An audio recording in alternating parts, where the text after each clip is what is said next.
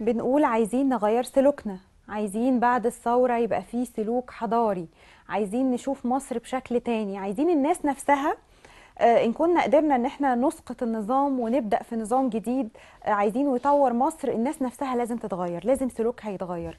بنقول سلوك، بنقول ثقافة. المهم في النهاية لو معرفتنا زادت هنقدر نغير سلوكنا. عمرنا ما هنقدر نغير سلوكنا بين يوم وليلة إلا إذا غيرنا ثقافتنا وزودنا معرفتنا بشكل أو بآخر. كل وسائل المعرفة مطروحة وموجودة وبنقدر ناخد منها اللي احنا عايزينه، لكن في أفكار جديدة دايما بتوسع معارفنا وبتخلينا نقدر ان احنا نصل لمعلومات اكتر، نقرا كتير، نزود ثقافتنا. ده اللي احنا عايزينه في المرحلة الجاية لو احنا عايزين نغير نفسنا ونغير سلوكنا ونغير معرفتنا بكل الاشياء اللي حوالينا، نقدر نستخدمها ازاي، حتى نقدر نتعامل مع بعض ازاي. كل ده بالثقافة والقراية والمعرفة. الفقرة الجاية عن تاكسي المعرفة. انا مش عايزة احرق الموضوع، انا عايزاكم تشوفوا الفقرة وترجعوا لنا تاني.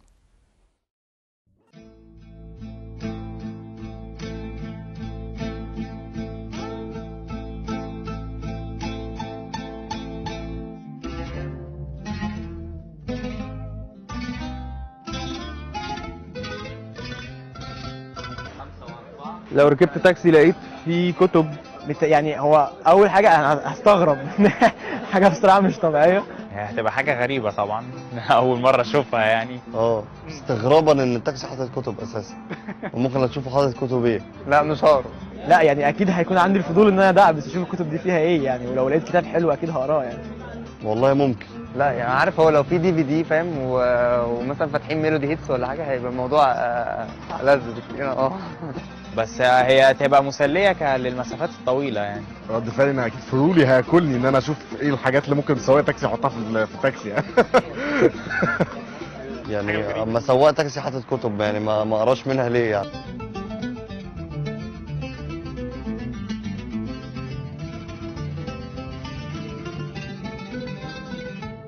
من تجربتنا على مدار السنة وثلاث أشهر اللي فاتوا، الحقيقة عملنا فيها شغل كويس، لكن كان حاسين برضو ان الناس اللي بتيجي هنا هي الناس اللي بتقرا.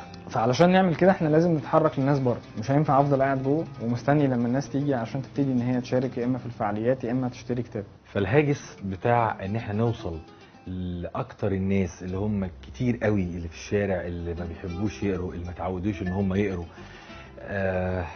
الحقيقه شغلتنا كتير قوي. وطلعت لنا الحمد لله مجموعه كبيره من الافكار، يمكن 15 او 20 فكره، لغايه لما قدرنا نوصل لفكره التاكسي. يمكن احنا كشعب شويه احنا عايزين نتثقف وعايزين نعمل كل حاجه، بس عايزين كل حاجه تجيلنا. الناس بقت تستسهل، هو كل حاجه فيها استسهال وخصوصا القرايه يعني. محدش عايز يروح، محدش عايز يروح يشتري كتاب من مكتبه. يعني الناس ما بقتش تعتمد على الكتاب وكده، لا تعتمد ان في شخص هيقول لها او هيقول له الكلام ده. لسه هقعد اقرا، لسه هقعد اخد كتاب واشتري الكتاب واقعد افر واقرا دي تعجبني النقطه. لا لا لا، عايز لا كتاب في البيت ممكن يقراه، حد من اصحابه قال له الكتاب ده حلو خد اقراه يقراه كده. يعني الناس عايزه ان حد يزقهم شويه. تركب مترو تلاقي كل بيقروا مين؟ اجانب، اللي هو يعني واحد اتنين في عجب، وتلاقي كل الناس بتبص له اللي هو ايه ده، فاهم؟ مين اللي بيقرا ده؟ يا لسه بتقرا يا عم، احنا في 2010. انا اتعلمت شغلانتي من الكتب، وتعلمت الاخراج من الكتب، وتعلمت السيناريو من الكتب. جبت الكتب اللي بتتباع بره اللي هم بيدرسوا بيها وقريتها لوحدي.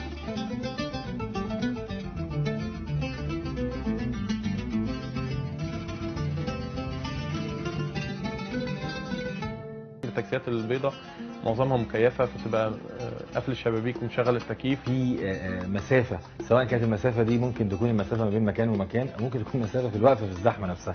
وقلنا نعمل مكتبه شكلها لطيف، شكلها محترم، نحط فيها مجموعه كتب بسيطه قوي، كتب خفيفه وصغيره، ممكن تقراها في نص ساعه، في ساعه، ممكن تقرا منها جزء تكمله بعدين. بالعكس انت ممكن تقرا جزء من الكتاب حتى لو مش هتلحق تكمله كله في التاكسي، لا تقرا منه 20 30 صفحه، ولما ينزل ممكن الكتاب يعجبك بعد كده تشتريه. وبدانا نعيش رحله البحث عن التاكسي. يعني الراكب، في راكب عندي ما بيرضاش يسمع تسجيل، يسمع دوشه الدماغ. الطريق بيبقى زحمه، طرق على طول بتبقى زحمه، يعني من اسهل ما يمكن ان هو يطلع كتاب ويقرا ويعني مش هيحس بتعب المشوار بتاعه، ولا هيحس ان هو ما استفادش.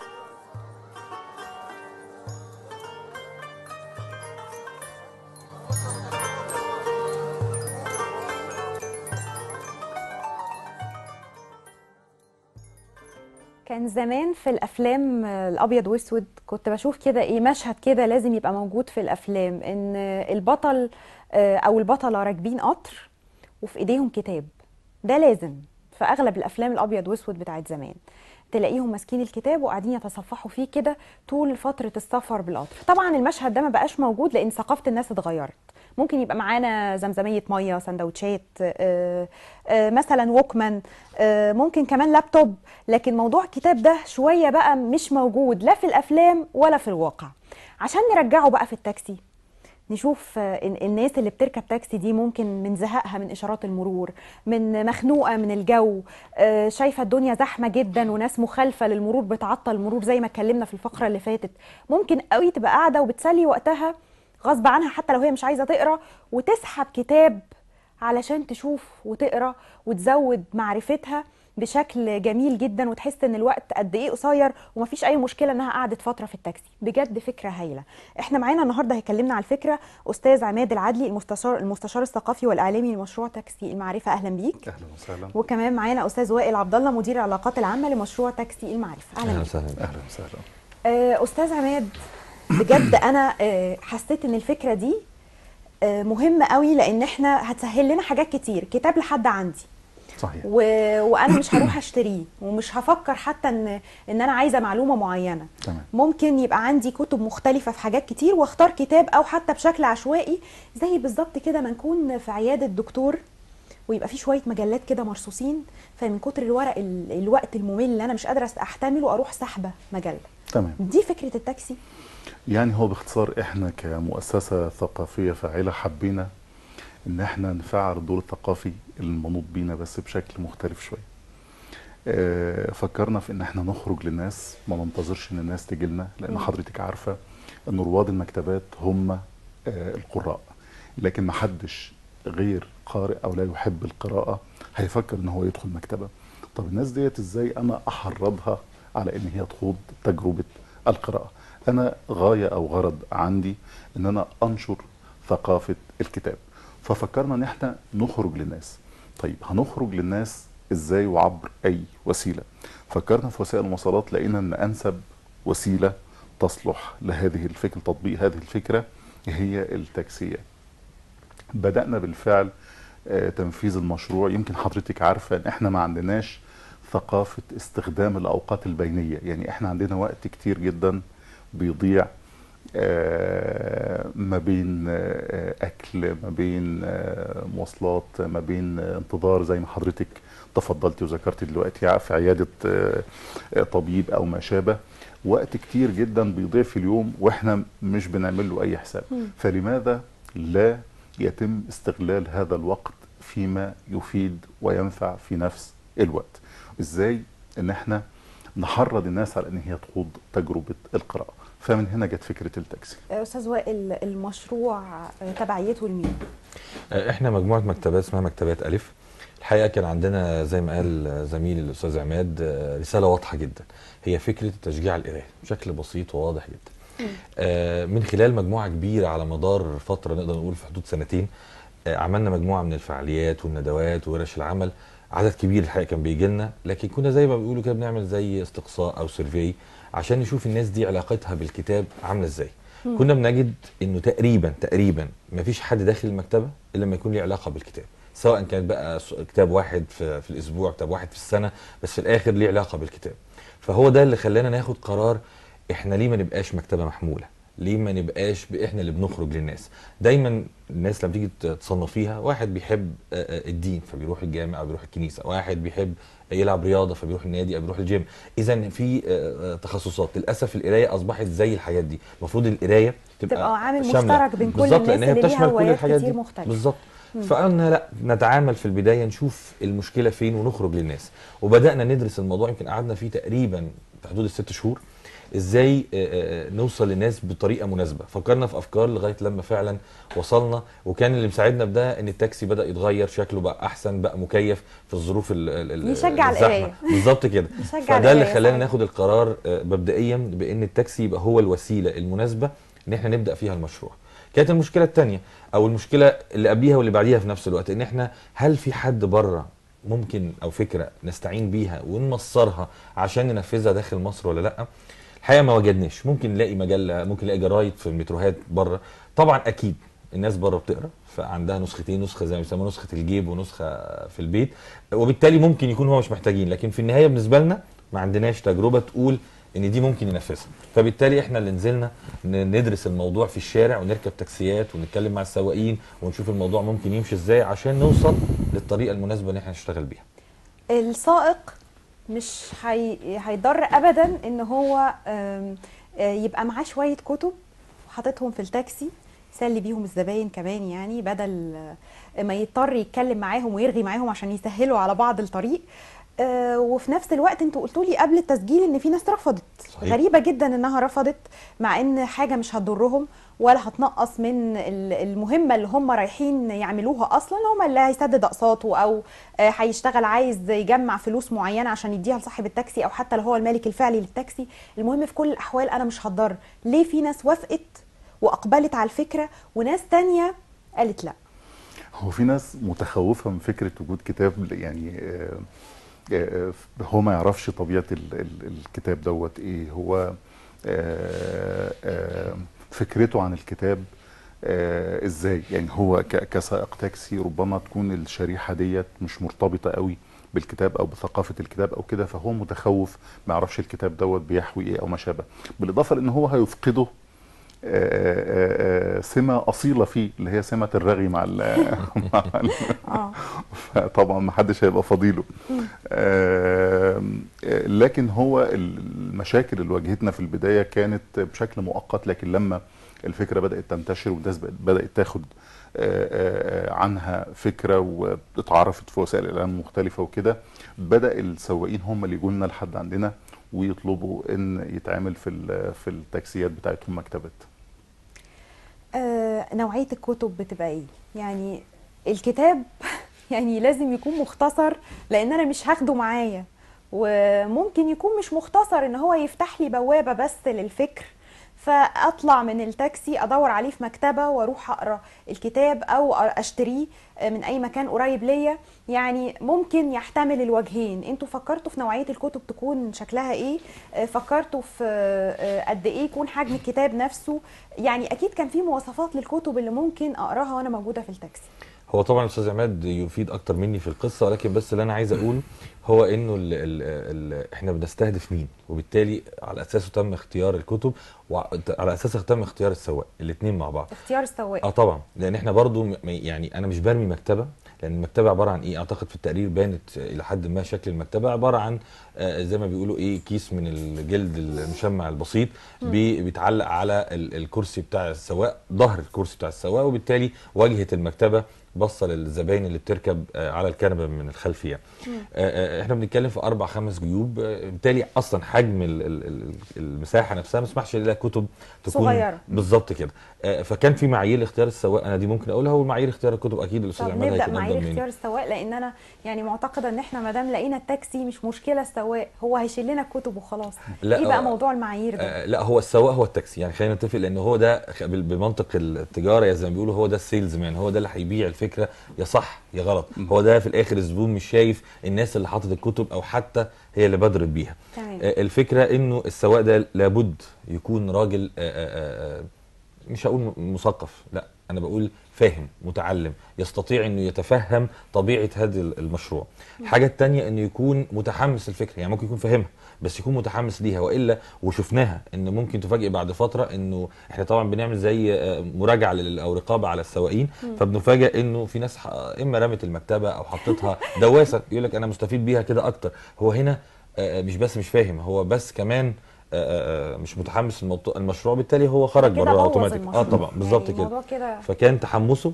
الحاجه الاخيره اللي احنا بنحطها انه يشجع على الفكره. يعني لما بيركب معاه بعض الزبائن بيديلهم زي مش نبذه، يا جماعه في حاجه اسمها تاكسي المعرفه، في حاجه اسمها مكتبه وهي دي، ويا ريت تشاركونا. وده اللي حصل، وده اعتقد حتى انتوا البرنامج عرفوا الموضوع من خلال احد الزملاء اللي ركب التاكسي وعجبته الفكره. بالظبط، نجيه معده البرنامج هي ركبت التاكسي وتاكسي المعرفه ولقت فيه مجموعه كتب، ومن هنا بدات فكرتها انها بالزبط. تستضيف حضراتكم وتعرفنا اكتر عن موضوع التاكسي. انا ما قابلتوش لحد دلوقتي، تمام. يعني اركب تاكسيات كتير بس انا لحد دلوقتي للاسف ما قابلتوش، بس تمام. انا حاسه ان مش سواق التاكسي اللي هيتطوع ويقول لي اتفضلي اقري كتب.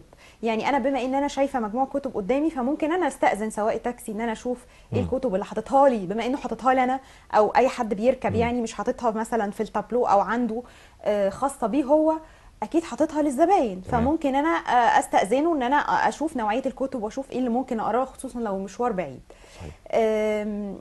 موضوع انا حاسه انهم قليلين، لان بتقولوا المشروع بقى له قد ايه؟